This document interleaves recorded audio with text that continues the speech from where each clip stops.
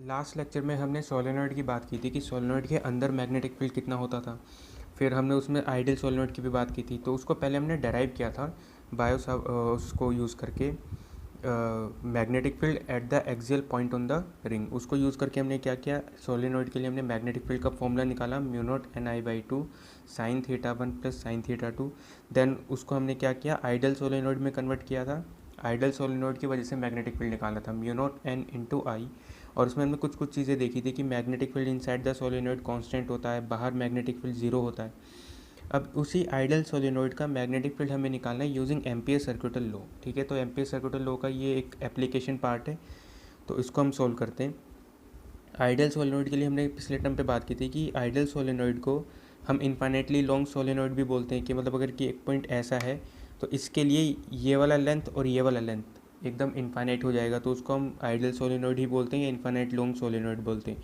और इसको कैसे बनाते हैं कि जो भी सोलेनॉइड का लेंथ होगा वो रेडियस के कंपैरिजन में बहुत ज़्यादा होगा, कि अगर ये 1 सेंटीमीटर है तो ये 100 सेंटीमीटर हो गया, तो ये 100 सेंटीमीटर का लेंथ वाला सोलेनॉइड भी एक आइडियल सोलेनॉइड की तरह बिहेव करेगा। तो अगर हमें इसमें एम्पियर सर्किटल लॉ लगाना है तो हम क्या करेंगे कि इसके अंदर एक लूप डिसाइड करेंगे, देन लूप के ऊपर हम क्या करेंगे, एम्पियर सर्किटल लॉ यूज़ करेंगे, देन मैग्नेटिक फील्ड निकालेंगे। लेकिन इसके लिए पहले कुछ कुछ चीज़ें देखी गई, कि पहले कुछ अजम्पशंस या कुछ बातें देखी गई कि जो भी ये सोलेनॉइड है इसके अंदर number of turns per unit length बहुत ज़्यादा होंगे, कि मतलब इसके पर यूनिट लेंथ पे हम क्या करेंगे, जो कॉइल्स होंगे उसको टाइटली बाउंड करेंगे। तो इसमें क्या होता है कि पर यूनिट जो मीटर होता है, 1 मीटर के ऊपर नंबर ऑफ़ टर्न्स बहुत ज़्यादा होते हैं, कि 4000 5000 टर्न्स होते हैं। ठीक है, तो एक तो इसमें number of turns per unit length बहुत ज़्यादा होंगे। सेकंड बात क्या है कि जो अगर ये आइडियल सोलेनॉइड हुआ तो इसके लिए चाहे यहाँ पर मैग्नेटिक फील्ड देख लो, चाहे यहाँ पर मैग्नेटिक फील्ड देख लो, चाहे यहाँ पर मैग्नेटिक फील्ड देख लो, चाहे एक्सिस के थोड़ा ऊपर या थोड़ा नीचे, कहीं पर भी मैग्नेटिक फील्ड देख लो, वो मैग्नेटिक फील्ड कैसा आना चाहिए, वो सेम आना चाहिए, कांस्टेंट आना चाहिए, अगर वैसे सोचा जाए तो। क्योंकि अगर इस वाले पॉइंट के लिए ये वाला लेंथ भी इन्फाइनाइट है, ये भी इन्फाइनाइट है, इस वाले पॉइंट के लिए भी ये वाला लेंथ इन्फाइनाइट हो जाएगा और ये वाला लेंथ भी इन्फाइनाइट हो जाएगा। तो मतलब यहाँ पर और यहाँ पर मैग्नेटिक फील्ड सेम होनी चाहिए। इसलिए हम क्या कहते हैं, magnetic field inside the solenoid is constant. अभी हमें पता नहीं है कि वो कांस्टेंट होगी, हमने क्या किया, इसको हमने सोचा है कि ऐसा होना चाहिए। ठीक है, लॉजिकली हमने सोचा है। नंबर जो तीसरा पॉइंट है, magnetic field lines are straight lines parallel to the axis of solenoid. क्योंकि मैग्नेटिक फील्ड अगर यहाँ पर और यहाँ पर अगर हर पॉइंट पे मैग्नेटिक फील्ड सेम होगा, जो कि हमने सेकंड पॉइंट पे बोला है, तो यहाँ पे मैग्नेटिक फील्ड का जो स्पेसिंग होना चाहिए वो लगभग बराबर होना चाहिए। मतलब ऐसा नहीं हो सकता जहाँ पर मैग्नेटिक फील्ड ज़्यादा पास पास होते हैं वहाँ पर मैग्नेटिक फील्ड का मैग्नीट्यूड ज़्यादा होता है, और जहाँ मैग्नेटिक फील्ड लाइन दूर होते हैं वहाँ पर मैग्नेटिक फील्ड का स्ट्रेंथ कम होता है। हमने कहा है कि मैग्नेटिक फील्ड लाइन जो होनी चाहिए वो कांस्टेंट होनी चाहिए। तो इसके लिए जो मैग्नेटिक फील्ड लाइन्स है वो स्ट्रेट लाइन्स ही होनी चाहिए, कि यहाँ पर अगर इन दोनों फील्ड लाइन्स के बीच का स्पेसिंग इतना सा है तो यहाँ पर भी इतना ही डिस्टेंस होना चाहिए, यहाँ पर भी इतना ही डिस्टेंस होना चाहिए। तो इसलिए ये लाइन्स कैसी होनी चाहिए, स्ट्रेट लाइन्स होनी चाहिए। और जो चौथी बात क्या है कि magnetic field outside the solenoid is zero, कि इस सोलेनॉइड के बाहर मैग्नेटिक फील्ड ज़ीरो होना चाहिए। मतलब इसका मैग्नेटिक फील्ड और इसका मैग्नेटिक फील्ड, इन दोनों का मैग्नेटिक फील्ड एक दूसरे को कैंसिल कर जाएगा आउटसाइड द सोलेनॉइड। तो ये 4 पॉइंट्स हैं, इनके रिगार्डिंग ही हम क्या करेंगे, एम्पियर सर्किटल लॉ यूज़ करते हैं। हमने क्या बोला कि जो सोलेनॉइड है इसमें number of turns per unit length is n, small n से हमने इसको डिनोट किया। और जो भी एक टर्न के अंदर जो करंट जा रहा है वो आई है। ठीक है, इस डॉट का मतलब होगा ये करंट बाहर की तरफ आ रहा है, क्रॉस का मतलब ये करंट अंदर की तरफ जा रहा है, मतलब ओवरऑल जो करंट है वो ऐसे मूव कर रहा है। तो राइट एंड थंब रूल से जो मैग्नेटिक फील्ड का डायरेक्शन होना चाहिए वो कैसे होना चाहिए, कि टर्न्स अगर करंट ऐसे मूव कर रहा है, करंट ऐसे जा रहा है, तो मैग्नेटिक फील्ड का डायरेक्शन थंब का डायरेक्शन होना चाहिए। तो मैग्नेटिक फील्ड्स ऐसे, तो मैंने बी को, जो ये ग्रीन कलर है ये मैग्नेटिक फील्ड लाइंस को शो करता है, तो जो ग्रीन कलर है ये, इसको हम लिख देंगे बी। हमें यही बी फाइंड आउट करना है। तो हमने देखो इसके लिए क्या सोचा, सबसे पहले इसके लिए लूप देखेंगे। ये आइडियल सोलेनॉइड की जो बात हो गई ये वो है कि एम्पियर सर्किटल लॉ यूज़ करते वक्त हमें इन पॉइंट्स के ऊपर ध्यान देना है। अब हमें क्या करना है कि एक्सिस के ऊपर या एक्सिस के थोड़ा ऊपर नीचे हमें मैग्नेटिक फील्ड फाइंड आउट करनी है। तो हमने क्या किया, एक लूप डिसाइड किया। हमने देखा कि मैग्नेटिक फील्ड लाइन्स अगर स्ट्रेट लाइन्स चल रही है तो लूप को गोल मानने का कोई फ़ायदा नहीं है, कि हम लूप ऐसा मानते हैं कि जब उसको इंटीग्रेट करें वो आसान हो जाए, उसका इंटीग्रेशन आसान हो जाए। तो लूप हम कोई भी अपने चॉइस से हम सिलेक्ट कर सकते हैं। तो हमने क्या देखा कि अगर मैग्नेटिक फील्ड लाइन कांस्टेंट है और वो स्ट्रेट लाइन्स है तो लूप को भी एक स्ट्रेट लाइन वाला ही लूप हम लेंगे। तो हमने क्या सोचा कि एक रेक्टेंगल हमने बना लिया, कि लेट्स से कि ये जो है ये हमने एक लूप डिसाइड किया। ठीक, इस लूप को हमने नाम दे दिया, ये हो गया P, ये हो गया Q, ये R बोल दो और ये S बोल दो। तो P Q R S एक रेक्टेंगुलर लूप है, ठीक है। और इस लूप का डायरेक्शन हमने क्या माना चाहिए, क्लॉकवाइज मान सकते हो, एंटी क्लॉकवाइज मान सकते हो। अच्छा, इसको अगर डार्क बनाए तो ऐसे बना सकते हो, ठीक है। तो पी क्यू आर एस हमारा एक रेक्टेंगुलर लूप हो गया जिसका डायरेक्शन कुछ भी मान सकते हो, ठीक है। तो मैंने यही डायरेक्शन मान लिया कि ठीक है, ये जो लूप है इसका डायरेक्शन कुछ ये है कि ये क्लॉकवाइज डायरेक्शन में हमने लूप लिया है पी एस आर क्यू, ठीक है। अच्छा, और ये जो लूप है इसका हम डायमेंशन बोल देते हैं कि यहाँ से लेकर यहाँ तक की लेंथ हमने ए मान लिया, ठीक है। और यहाँ से लेकर यहाँ तक की लेंथ हमने बी मान लिया कि एक रेक्टेंगुलर लूप ले लिया। तो इसके ऊपर क्या करना है, हमें एम्पियर सर्किट लॉ यूज़ करना है। तो हमने यहाँ पर एम्पियर सर्किट लॉ यूज़ किया, एम्पियर्स सर्किटल लॉ। ये क्या कहता है, integral over a closed loop of B dot D l is equal to mu naught into I enclosed, ठीक है। और जो ये लूप है ये कैसा लिया हमने, इस वाली डायरेक्शन में लिया है, तो पी एस आर क्यू, तो P S R Q P, तो एक ही क्लोज लूप ले लिया। तो इसके ऊपर मुझे इसको क्या करना है, इंटीग्रेट करना है। अब देखो मैंने क्या किया, इस लूप को 4 पार्ट में डिवाइड किया है कि पी एस से लेकर आर तक एक पार्ट हो गया, ये दूसरा पार्ट, ये तीसरा आर क्यू तीसरा पार्ट, और ये चौथा पार्ट। तो इसको मैं ऐसे बोल सकता हूँ कि इसको मैं 4 पार्ट में मैंने इसको डिवाइड कर दिया। जैसे मैंने बोल दिया integral B dot D l for P से एस बोल दिया, plus integral B dot D l vector form में एस से R, plus integral B dot D l R Q, plus integral B dot D l Q P. तो हम घूम के इसी पॉइंट पे आ गए, तो क्लोज लूप के ऊपर हो गया is equal to mu naught into I enclosed, ठीक। तो चलो इसके अंदर हम आई एनक्लोज लिखते हैं। तो अगर इसमें देखें कि हम आई एनक्लोज्ड अगर इसमें देखें, या यहाँ से स्टार्ट करते हैं पहले कि B dot D l P S के ऊपर बात करते हैं। तो देखो इस वाले चीज़ में हो क्या रहा है, पी से एस में हम मूव तो ऐसे कर रहे हैं इस वाले डायरेक्शन में, और जो मैग्नेटिक फील्ड है वो इस डायरेक्शन में है। मतलब डी एल वैक्टर और मैग्नेटिक फील्ड आपस में 90 डिग्री एंगल बनाते हैं। तो मैं इसमें ये बोल सकता हूँ कि इस पर्टिकुलर चीज़ के लिए पी से लेकर एस के लिए magnetic field is perpendicular to D L. So जो इसका बी डॉट डी एल हो जाएगा वो कितना हो जाएगा, 0 हो जाएगा, क्योंकि थीटा कितना हो गया, 90 हो गया। तो जो भी दो वेक्टर परपेंडिकुलर होते हैं उनका डॉट प्रोडक्ट कितना होता है, 0 होता है। तो बी डॉट डी एल कितना हो गया, 0। तो ये वाला पूरा फैक्टर तो 0 हो जाएगा। एस से लेकर आर की बात करते हैं, यहाँ से लेकर यहाँ तक हर पॉइंट पे मैग्नेटिक फील्ड बी है, और मैग्नेटिक फील्ड भी इसी डायरेक्शन में पॉइंट करता है और लूप भी इसी डायरेक्शन में जा रहा है। तो इस वाले केस में B is parallel to D L, B और डी एल ये आपस में पैरेलल हो गए। तो इसका जो बी डॉट डी एल आएगा वो कितना हो जाएगा, डॉट तो हटके पैरेलल है तो ये डॉट हटके 1 हो गया, मैग्नेटिक फील्ड कांस्टेंट है और ये डी एल। तो यहाँ से लेकर यहाँ तक के ऊपर अगर हम इसका लाइन इंटीग्रल करेंगे तो यहाँ से लेकर यहाँ तक सारा डी एल जुड़ते जुड़ते तो ए हो जाएगा। तो हम बोल सकते हैं इसका B dot D L B into A के बराबर है। आर से लेकर क्यू की बात करते हैं, आर से लेकर क्यू हम लूप में ऐसे गए नीचे की तरफ और मैग्नेटिक फील्ड ऐसे गया, तो मैग्नेटिक फील्ड और लूप आपस में 90 डिग्री हो गए। तो मतलब B is perpendicular to D l, तो इसका जो बी डॉट डी एल हो गया वो 0 हो गया।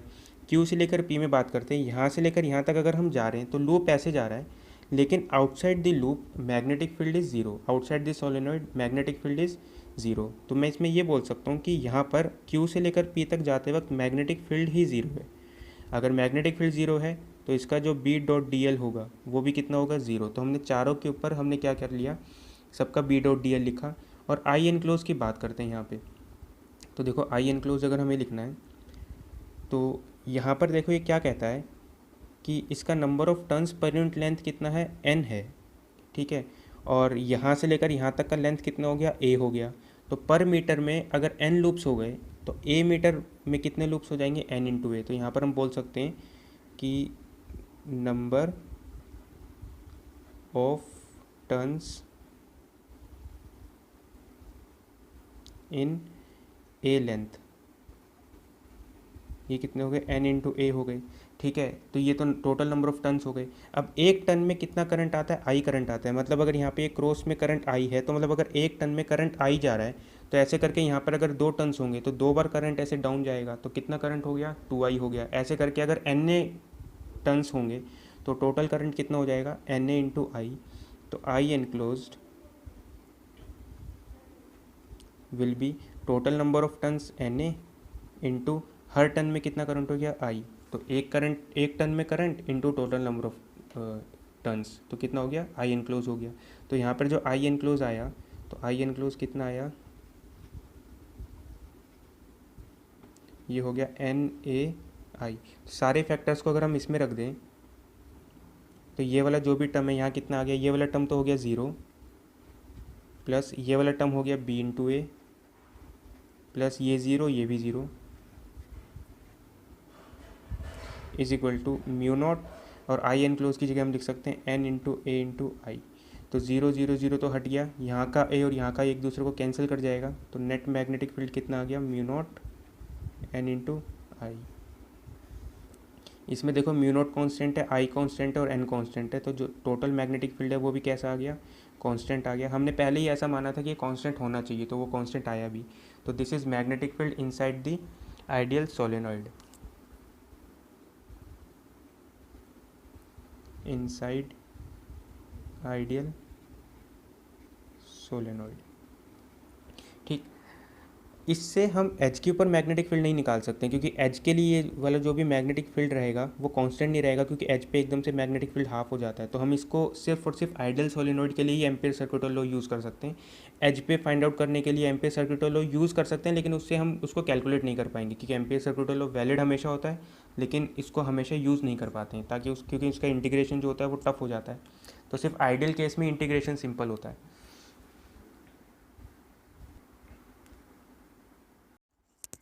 एम्पियर्स लॉ का जो तीसरा एप्लीकेशन है वो है टोरॉइड। ठीक है, टोरॉइड में क्या करते हैं कि जैसे ऐसे मानो कि जैसे हमने जब सोलेनॉइड पढ़ा था, तो हम सोलेनॉइड में क्या करते थे कि ऐसे हम इंसुलेटिंग रोड लेते थे और इसके ऊपर क्या करते थे, जो कॉइल से उसको फटाफट ऐसे टर्न्स कर देते थे, एकदम पास पास हमने इसको क्या करते थे, कॉइल करते थे। तो सोलेनॉइड का एक एंड ये होता था और दूसरा एंड ये होता था, और वो कुछ ऐसे नज़र आता था। जो टोरॉइड होता क्या होता है कि इन दोनों एंड को, जैसे हमने क्या किया कि एक अब फ्लेक्सिबल रोड लिया है और उसके ऊपर क्या किया, ऐसे टर्न्स हमने जो भी नंबर ऑफ कॉइल्स थे उसको ऐसे वाउंड कर दिया, उसको ऐसे लपेट दिया, बहुत ज़्यादा टर्न्स हमने लपेट दिए, और ये क्या बन गया, ये सोलेनॉइड ही बन गया। अब क्या करते हैं, इसके एक एंड और दूसरे एंड को ऐसे घुमा देते हैं। ठीक है, मतलब ये दोनों एंड को घुमा देंगे, तो उसी चीज़ को हम क्या बोलते हैं, टोरॉइड बोलते हैं।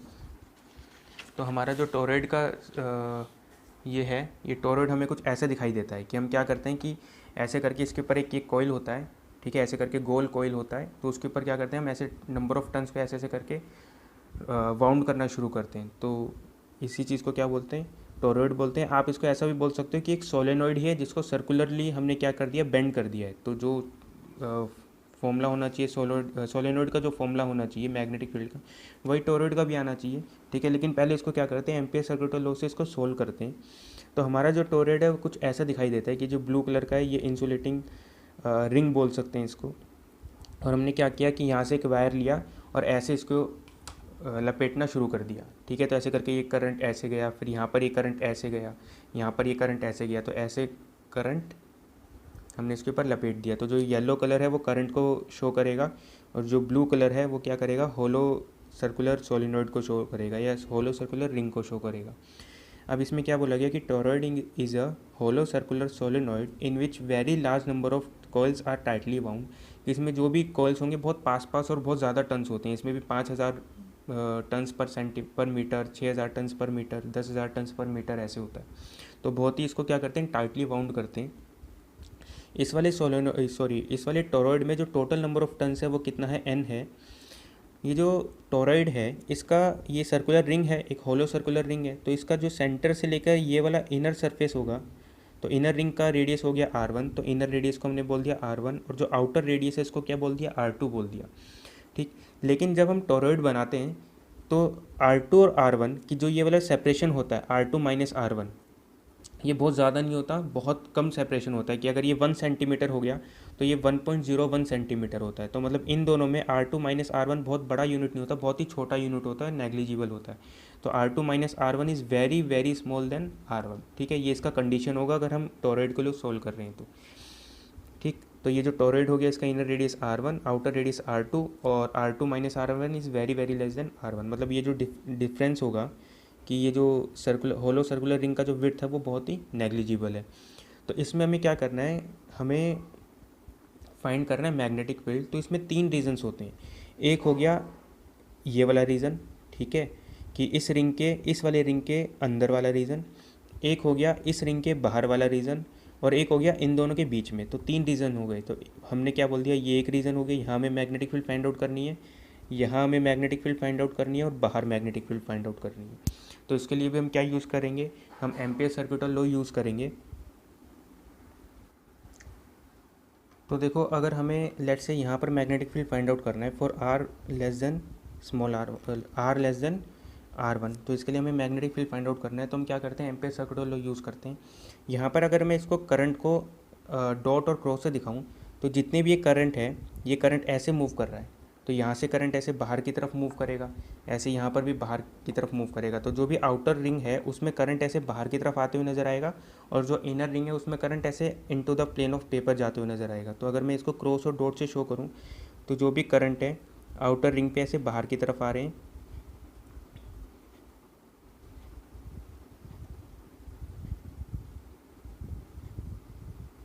और जो भी करंट्स हैं ऐसे ये क्रॉस में ये अंदर जा रहे हैं।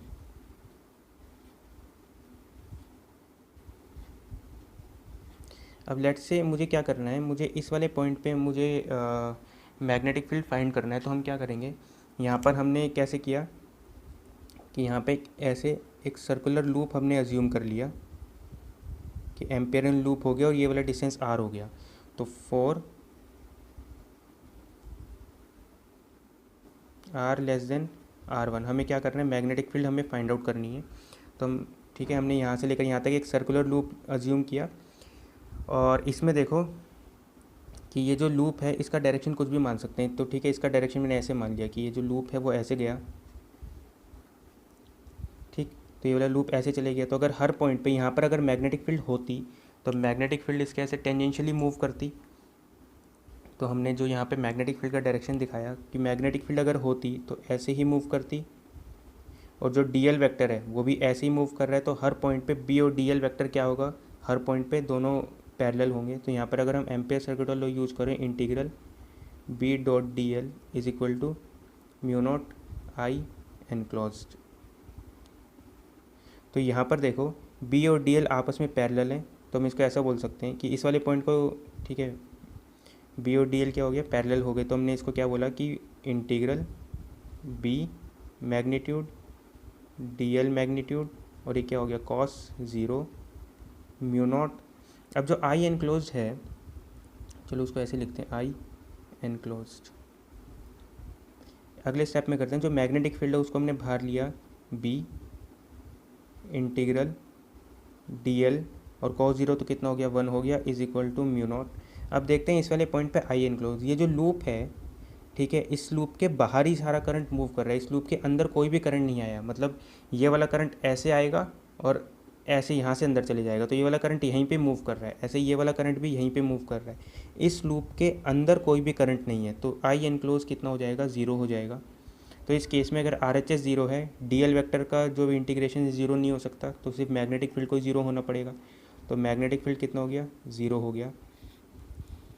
तो मैं ये बोल सकता हूँ कि R1 से छोटा जो भी आप लूप बनाओगे तो उसमें मैग्नेटिक फील्ड कितना आ जाएगा, 0 for R less than R1। तो टोरॉइड के इस वाले रीजन में 0 मैग्नेटिक फील्ड होता है, ऐसी टोरॉइड के बाहर वाले रीजन में हम फाइंड आउट करते हैं। हमें क्या करना है, यहाँ से बाहर बाहर कितना मैग्नेटिक फील्ड होगा हमें वो फाइंड आउट करना है। तो हमने क्या किया, हमें यहाँ पर मैग्नेटिक फील्ड निकालना है। तो यहाँ से R डिस्टेंस पे जाके हमें जो मैग्नेटिक फील्ड निकालना है उसके लिए हमने एक एम्पेरियन लूप बनाया और ये एम्पेरियन लूप एक सर्कुलर लिया जिसका रेडियस हो गया स्मॉल r। तो हमें r पॉइंट पे हमें मैग्नेटिक फील्ड निकालना है, तो फॉर r ऐसे लिखते हैं, for r greater than r2। r greater than r2 के लिए अगर मैग्नेटिक फील्ड निकालोगे तो यहाँ पर भी वही ampere circuit law, integral b dot D l is equal to mu naught I enclosed.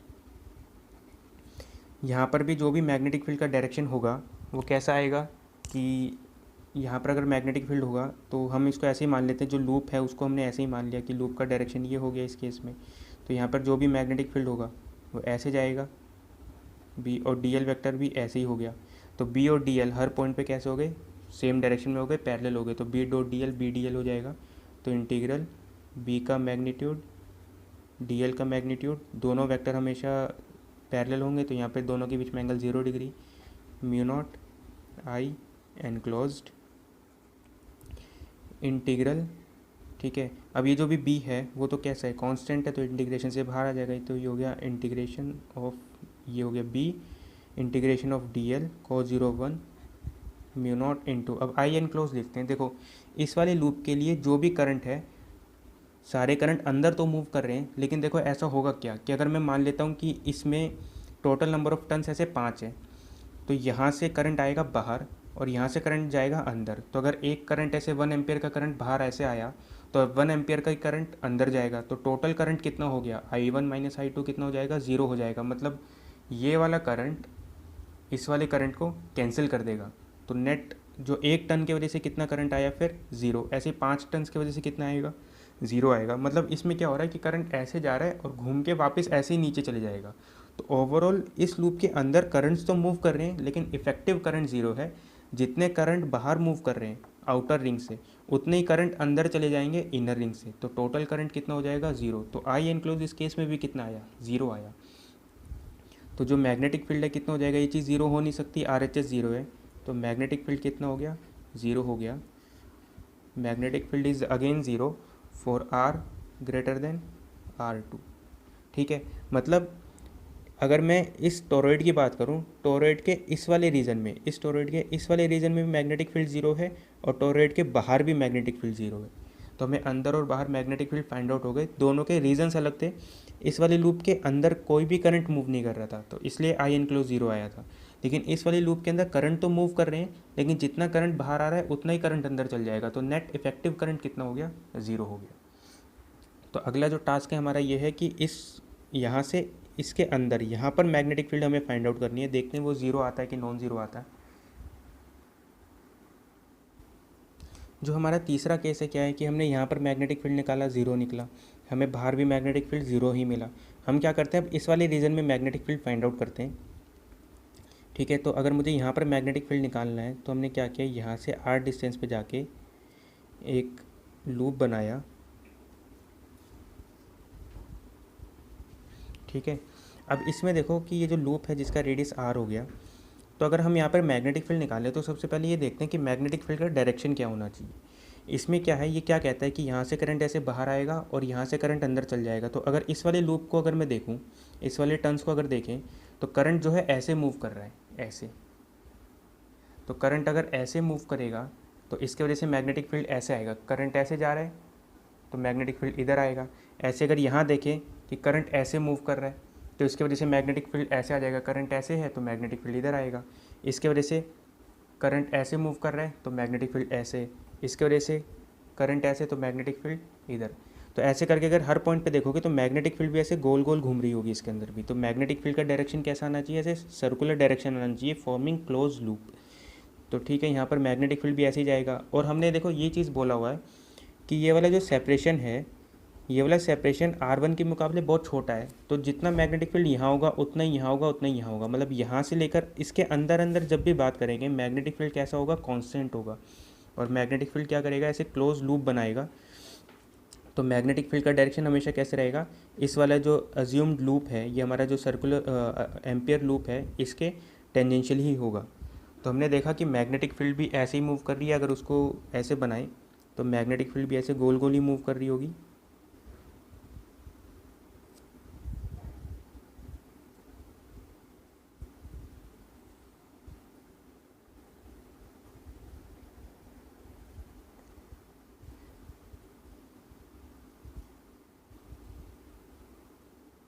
तो ये जो ग्रीन कलर है, ये ग्रीन कलर यहाँ पर मैग्नेटिक फील्ड के डायरेक्शन को शो करता है। तो मैग्नेटिक फील्ड कैसा जा रहा है, करंट ऐसे, तो मैग्नेटिक फील्ड ऐसे, फिर ऐसे, फिर ऐसे घूमते हुए ऐसे क्लॉकवाइज डायरेक्शन में मूव करेगा। तो मैग्नेटिक फील्ड ऐसे मूव कर रहा है, ठीक है। ये मैग्नेटिक फील्ड बी हो गया, हमें ये बी ही मैग्नेटिक फील्ड फाइंड करनी है।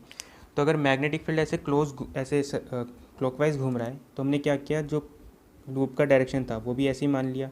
तो हर पॉइंट पे जो मैग्नेटिक फील्ड है और जो डीएल वेक्टर है, दोनों आपस में पैरेलल होंगे। तो यहाँ पर अगर मैग्नेटिक फील्ड का डायरेक्शन ऐसे जाएगा बी, तो डीएल वेक्टर भी ऐसे जाएगा। तो बी और डीएल हमेशा कैसे रहेंगे, पैरेलल रहेंगे। B vector is parallel to d l vector. तो दोनों के बीच में जो भी एंगल होगा थीटा, वो अभी भी कैसा रहेगा, 0 डिग्री रहेगा। तो हमें क्या करना है, मैग्नेटिक फील्ड फाइंड आउट करना था। तो हमने एम्पियर्स लॉ लगाया, integral B dot D l is equal to mu naught I enclosed, ठीक है। इसमें जो भी हमने किया था कि हमने इसमें क्या बोला था कि जो भी टोरॉइड है, इसमें जो नंबर ऑफ टर्न्स है, हमने इसको एन डिफाइंड किया था। तो नंबर ऑफ टर्न्स कितना हमने कहा था, एन टर्न्स कहा था, ठीक है। तो इसके लिए हम क्या करते हैं कि एम्पियर सर्किट लॉ यूज़ किया।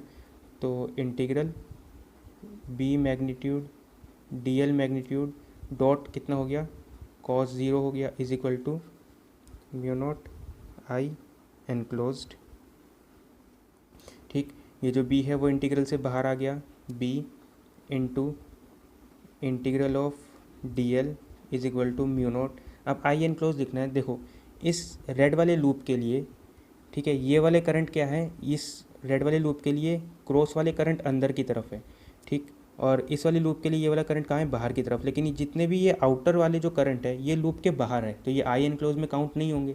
तो सिर्फ जो भी करंट काउंट होंगे ये क्रॉस वाले काउंट होंगे, और सारे के सारे क्रॉस वाले सेम डायरेक्शन में into the plane of paper. तो जितने भी करंट से सब ऐड होंगे। अगर इसमें 1 टन में करंट आई जाता है तो एन टन्स में कितना करंट चले जाएगा, एन इंटू आई। तो जो भी इस रेड लूप के अंदर आई एनक्लोज आएगा वो सिर्फ और सिर्फ ये क्रॉस करंट की वजह से आएगा, और क्रॉस करंट सारे ऐड होंगे। 1 टन में करंट होगा आई, तो एन टन्स में कितने हो जाएंगे, एन आई। तो आई एनक्लोज कितने हो गए, एन इंटू आई।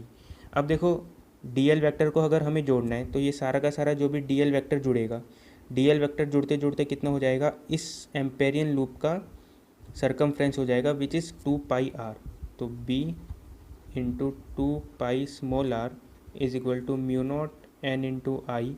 तो यहाँ से जो मैग्नेटिक फील्ड निकल के आ गया वो कितना निकल के आ गया, magnetic field B will be mu naught N I divide by 2 pi R. तो ये क्या हो गया इसका, magnetic field inside the toroid, magnetic field inside the toroid. Inside का मतलब ये वाला रीजन नहीं है, इनसाइड का मतलब है ये जो भी सर्कुलर रिंग होगी, रिंग के अंदर वाला जो भी रीजन है वो। तो ये हो गया magnetic field inside the region. अगर इसमें देखें जो आर है, ये आर टू से छोटा होना चाहिए और R1 से बड़ा होना चाहिए। तो R2 और R1 के बीच में लाई करना चाहिए, ठीक है। इसके लिए हमने जो मैग्नेटिक फील्ड निकाली है ये वो है mu naught I by 2 pi R. इसमें जो एम्पेरियन लूप है इसका जो रेडियस हो गया वो हो गया स्मॉल आर, इसको ऐसे बोल सकते हो, ये डिस्टेंस हो गया स्मॉल आर। कई बार क्या होता है कि हमें क्या होता है कि ये जो रेडियस होते हैं ये सेम रेडियस बोल देता है कि इनसाइड रेडियस और आउटसाइड रेडियस इक्वल हो गया, जैसे 5 सेंटीमीटर या फिर 10 सेंटीमीटर। लेकिन कई बार क्या देता है कि इनसाइड रेडियस ऐसे बोल दिया उसने 6 सेंटीमीटर और आउटसाइड रेडियस उसने बोल दिया 7 सेंटीमीटर। तो इसमें जो आर रखा जाएगा ना वो 6 रखा जाएगा ना वो 7 रखा जाएगा, वो उसका क्या बोलते हैं, उसका एवरेज बोलते हैं। मतलब R1 और R2 अगर डिफरेंट दे देंगे, मतलब इन दोनों में थोड़ा सा डिफरेंस ज़्यादा हो जाएगा, तो हम क्या करते हैं, जो R होता है इन दोनों का एवरेज होता है। तो R will be R1 plus R2 by 2। अगर R1 और R2 ऐसे अलग अलग दे देंगे तो जो R होगा वो R एवरेज रखा जाएगा, एवरेज वैल्यू ऑफ रेडियस।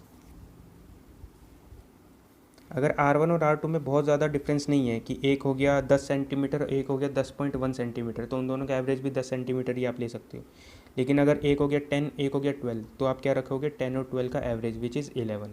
तो इसको हम बोलते हैं एवरेज रेडियस ऑफ टोरॉइड। तो कई बार ये R1 R2 अलग भी दे सकता है। तो ओवरऑल जो हमने बात यहाँ पर सीखी वो क्या है, तो ओवरऑल बात क्या है कि अगर डिस्टेंस मैंने R1 से छोटा लिया, कि इस रिंग के अंदर इस वाले रीजन में बात करेंगे तो मैग्नेटिक फील्ड कितना होगा, 0 होगा। ठीक है, कि अगर R की वैल्यू R1 से छोटा है तो मैग्नेटिक फील्ड 0। इस टोरॉइड के बाहर भी magnetic field 0, magnetic field is 0 for R greater than R2। लेकिन अगर R1 और R2 के बीच में बात करें, टोरॉइड के बीच में बात करें, तो मैग्नेटिक फील्ड कितना आएगा, magnetic field will be mu not NI divide by 2πr, जिसमें R का डिस्टेंस कितना है, R2 से छोटा है और R1 से बड़ा है। हम देखो इसके अंदर हमने बोला टोटल नंबर ऑफ टन्स कितने बोल दिए हमने, N बोल दिए, कैपिटल N बोल दिए, और जो ये R डिस्टेंस है, R डिस्टेंस पे हमें क्या निकालना है, इसे मैग्नेटिक फील्ड निकालनी है। ठीक है, तो अगर मैं इसका सरकमफ्रेंस देखूँ, इस वाली लूप का सरकमफ्रेंस देखूँ, वो कितना हो जाएगा 2πr। तो इसमें भी हम डिफाइन कर सकते हैं number of turns per unit length. तो अगर मैं n को बोल दूँ, number of turns per unit length will be n divide by 2πr। तो मैग्नेटिक फील्ड कितना हो गया, म्यू नॉट NI। और ये तो किस में होता था, ये आइडियल सोलेनॉइड में होता था। तो इसको भी हम क्या बोल सकते हैं, ये आइडियल टोरॉइड है। तो इसको अगर मैं बोलूँ ऐसे कि ये आइडियल टोरॉइड की बात करो, तो आइडियल टोरॉइड में नंबर ऑफ टर्न्स कितने आप डिफाइन कर सकते हो, n डिवाइड बाई 2πr। और जो भी मैग्नेटिक फील्ड होगी, अंदर और बाहर मैग्नेटिक फील्ड तो 0 है, लेकिन इस वाले रीजन में मैग्नेटिक फील्ड है। तो मैग्नेटिक फील्ड कैसे होगी, इन सर्कुलर लूप। ठीक है, जो भी मैग्नेटिक फील्ड होगा वो क्लोज सर्कुलर लूप होगा।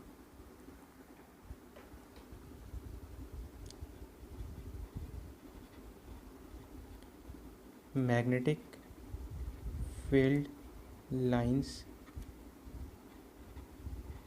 inside the toroid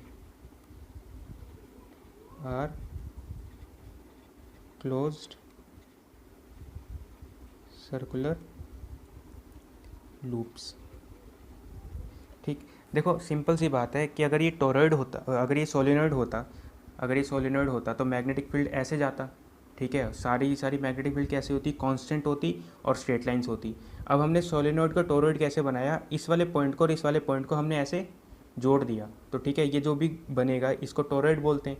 तो अगर मैंने इस वाले जो भी लेंथ है उसको मैंने ऐसे गोल घुमा दिया, तो मैग्नेटिक फील्ड लेंथ भी कैसे घूम जाएगी, गोल घूम जाएगी।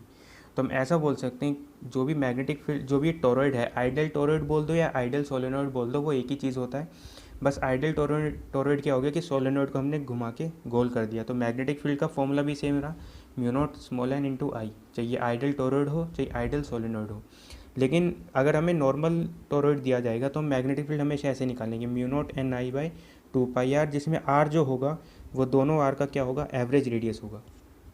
आइडियल टोरॉइड कहेंगे तो R1 और R2 एकदम दोनों एकदम इक्वल होंगे।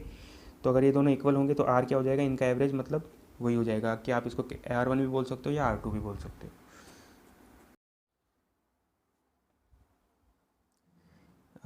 हम क्या करते हैं कि अभी तक हमने टोरॉइड से हमने मैग्नेटिक फील्ड निकाला। एक इसका लास्ट सेगमेंट और करते हैं, जिसमें क्या है कि एक इन्फानाइट शीट है, कि magnetic field due to an infinite sheet, के ये ऐसे करके एक इन्फानाइट शीट है ऐसे। अगर इसको हम ऐसे टॉप व्यू से देखेंगे तो कुछ ऐसे नज़र आएगा, और ये वाला जो भी इसका लेंथ जाएगा, ये हो गया या ये हो गया, ये इसका कैसे होगा, इन्फानाइट होगा।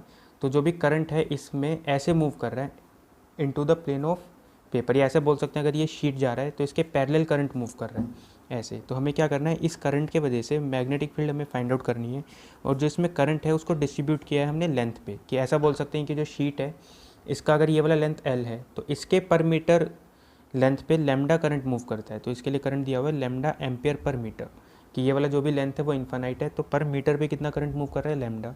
तो हमें क्या करना है, इससे मैग्नेटिक फील्ड फाइंड आउट करनी है। तो सबसे पहले देखते हैं कि लूप बनाने के लिए कि लूप किस शेप का होना चाहिए। उसके लिए हमें मैग्नेटिक फील्ड का वेरिएशन पता होना चाहिए कि मैग्नेटिक फील्ड कैसे वेरी कर रही है। अगर मैं इसके वजह से मैग्नेटिक फील्ड निकालूँ यहाँ पर, तो इसकी वजह से यहाँ पर मैग्नेटिक फील्ड कैसा आएगा, करंट ऐसे है, पॉइंट इधर है तो पाम ऐसे आएगा, तो इसके वजह से मैग्नेटिक फील्ड ऐसे नीचे की तरफ आएगा। तो यहाँ से लेकर D डिस्टेंस पे मैंने मैग्नेटिक फील्ड लेट से बोल दिया B, तो इसके वजह से यहाँ पर डी डिस्टेंस पे मैग्नेटिक फील्ड कहाँ आएगा, करंट इधर, पॉइंट इधर, मैग्नेटिक फील्ड नीचे, इधर ही आएगा। इसके वजह से, इसके वजह से, इसके वजह से, हर जितने भी करंट है सबके वजह से यहाँ पर डी डिस्टेंस पे मैग्नेटिक फील्ड हमेशा नीचे की तरफ आएगा। अब दूसरा पॉइंट क्या है कि अगर मैंने ये देखा कि ये जो चीज़ है वो इन्फानाइटली है, कि इसका जो भी लेंथ है वो इन्फानाइट है, तो चाहे पॉइंट यहाँ सिलेक्ट करो, चाहे पॉइंट इसके थोड़ा नीचे सिलेक्ट करो, इसके लिए भी ये वाला लेंथ और ये वाला लेंथ इन्फानाइट होगा, और इस वाले पॉइंट के लिए भी ये लेंथ और ये लेंथ इन्फानाइट होगा। मतलब यहाँ पर और यहाँ पर बनने वाले मैग्नेटिक फील्ड कैसा होना चाहिए, सेम होना चाहिए। ठीक है, तो ऐसे करके यहाँ पर इसकी वजह से यहाँ पर मैग्नेटिक फील्ड बी बना, तो इसकी वजह से भी यहाँ पर डी डिस्टेंस पे बी बनेगा, यहाँ पर भी डी डिस्टेंस पे बी बनेगा। तो यानी यहाँ से अगर मैं डी डिस्टेंस पे मैग्नेटिक फील्ड निकालूँ तो हर एक का मैग्नेटिक फील्ड एक तो सेम डायरेक्शन में और सबका मैग्नीट्यूड सेम है।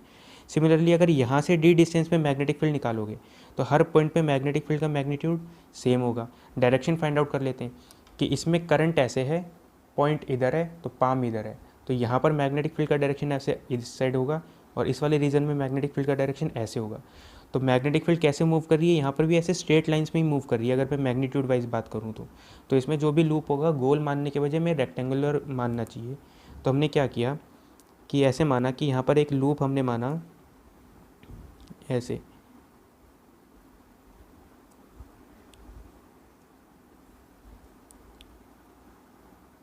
कि यहाँ से डी डिस्टेंस पे और यहाँ पे भी डी डिस्टेंस पे हमने तो एक रेक्टेंगुलर लूप माना जिसका विड्थ हो गया 2d और इसका जो भी लेंथ है वो l हो गया। और यहाँ पर जो मैग्नेटिक फील्ड फ्लो कर रही है, मैग्नेटिक फील्ड का डायरेक्शन यहाँ कैसे होगा कि नीचे की तरफ होगा, तो एक मैग्नेटिक फील्ड ऐसे मूव करेगी जिसका मैग्नीट्यूड b है। तो अगर यहाँ से डी डिस्टेंस पे मैग्नीट्यूड मैंने b माना है तो यहाँ से भी डी डिस्टेंस पे मैग्नीट्यूड b होगा और उसका डायरेक्शन ये होगा। तो मैग्नेटिक फील्ड का डायरेक्शन पता चल गया। तो हमने क्या किया, एक रेक्टेंगुलर एम्पेरियन लूप माना है। अब इसमें क्या करेंगे, हम एम्पियर सर्कुलर लॉ यूज़ करेंगे। वो क्या कहता है, B dotted with d l is equal to mu naught into I enclosed.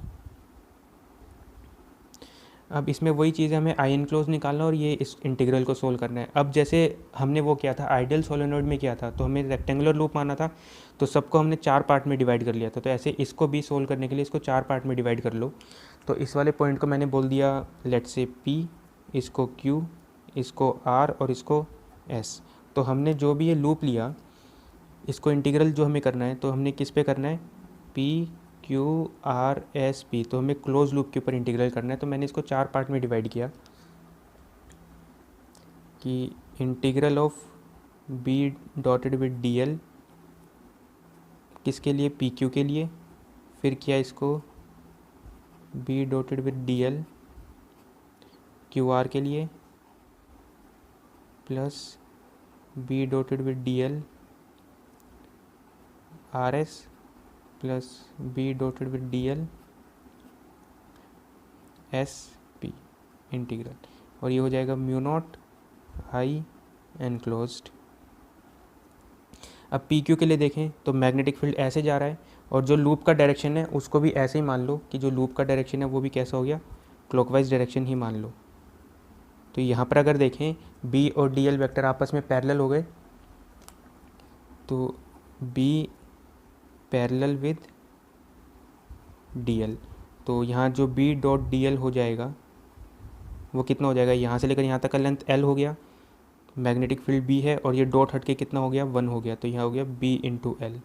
Q R के लिए अगर देखें तो यहाँ पर मैग्नेटिक फील्ड ऐसे है और लूप ऐसे जा रहा है, तो बी और एल में एंगल 90 डिग्री बन रहा है। यहाँ पर मैग्नेटिक फील्ड ऐसे है और लूप इधर जा रहा है, तो इसमें और बी और डी एल में भी एंगल 90 डिग्री। तो क्यू आर के लिए B is perpendicular to D l, तो जो बी डॉट डी एल हो जाएगा वो 0 हो जाएगा। ऐसे आर एस के लिए देखें तो बी भी नीचे जा रहा है, लूप भी नीचे जा रहा है, तो B is parallel to D l, तो बी डॉट डी एल ये कितना हो जाएगा कि यहाँ से लेकर यहाँ तक का लेंथ एल हो गया, मैग्नेटिक फील्ड बी हो गया, तो ये हो गया बी इंटू एल। और एस पी के लिए यहाँ से लेकर यहाँ पर मैग्नेटिक फील्ड ऐसे, लूप ऐसे, तो 90 डिग्री, मैग्नेटिक फील्ड ऐसे और लूप ऐसे, तो बी डी एल में एंगल 90 डिग्री। तो यहाँ पर कितना हो गया, B perpendicular to D l, तो बी डॉट डी एल ये कितना हो गया, 0। अब आई एनक्लोज के लिए अगर बात करें तो ये क्या कहता है, ये कहता है पर मीटर में लैम्डा करंट मूव कर रहा है। तो एल मीटर पे कितना करंट मूव करेगा, एल इंटू लेमडा। तो जो आई एनक्लोज हो गया वो कितना हो गया, लेमडा इंटू एल, की पर मीटर जो लेंथ है उस पर अगर लेमडा करंट मूव करता है तो एल मीटर लेंथ पे कितना करंट मूव करेगा, लेमडा इंटू एल। तो सारा डेटा हमने इसके अंदर पुट कर दिया। तो ये कितना हो गया, बी एल प्लस ये हो गया ज़ीरो, ये हो गया बी एल, ये हो गया ज़ीरो, और ये हो गया म्यू नॉट लेमडा एल। तो 2BL is equal to mu naught lambda L, mu naught lambda L. तो यहाँ से जो मैग्नेटिक फील्ड निकल के आया वो कितना निकल के आया, लेमडा म्यू नॉट बाय 2। अगर इस चीज़ को देखें तो इसमें लेमडा म्यू नॉट और 2 ये भी कांस्टेंट है, तो ओवरऑल जो मैग्नेटिक फील्ड आया वो भी कैसा आया, कांस्टेंट आया। तो कांस्टेंट मैग्नेटिक फील्ड बनाने के खूब तरीके होते हैं। या तो क्या करो, इन्फानाइट वायर ले लो, तो इन्फानाइट सोलेनोइड हो गया तो वो मैग्नेटिक फील्ड कैसा बनाएगा, कांस्टेंट बनाएगा। टोरॉइड कांस्टेंट मैग्नेटिक फील्ड बनाता है। या फिर इन्फानाइट शीट जो हो गई वो कांस्टेंट मैग्नेटिक फील्ड बनाता है। अच्छा, ये जो मैग्नेटिक फील्ड जो भी आया ये डी क्यू पर भी वेरी नहीं कर रहा, कि ये कांस्टेंट तो आया, एंड मैग्नेटिक फील्ड बी, इसको हम लिख सकते हैं magnetic field due to infinite sheet. ठीक है। और जो मैग्नेटिक फील्ड आया इसकी एक खास बात ये है कि magnetic field B is independent of d, कि अगर मैं यहाँ से 1 सेंटीमीटर पे जाके मैग्नेटिक फील्ड निकालूँ तो भी म्यू नॉट लेमडा बाई 2 आएगा, 2 मीटर पे जाके मैग्नेटिक फील्ड निकालेंगे तो भी म्यू नॉट लेमडा बाई 2 आएगा। मतलब इसके किसी भी पॉइंट पे अगर हम मैग्नेटिक फील्ड निकाल लें, हर पॉइंट पे मैग्नेटिक फील्ड इस तरफ जाओगे तो भी कांस्टेंट है और इस तरफ जाओगे तो भी कांस्टेंट है। तो एक infinite sheet constant magnetic field बनाता है। ठीक है, तो ये बोल सकते हैं